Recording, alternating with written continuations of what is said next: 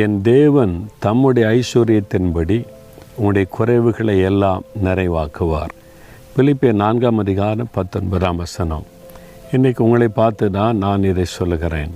ஆண்டவருடைய நாமத்தில் என் மகனே, என் மகளே, ஏதோ ஒரு குறைவு நிமித்து நீ கலங்கி கொண்டிருக்கிறாய்.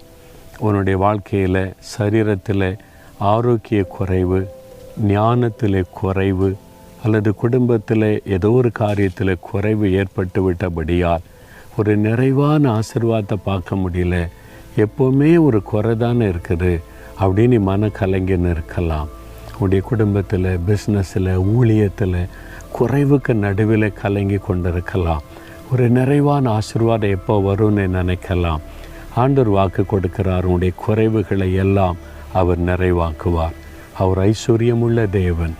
அவர் அதனால் எந்த குறைவுகளையும் மாற்ற வல்லமை உள்ளவர்.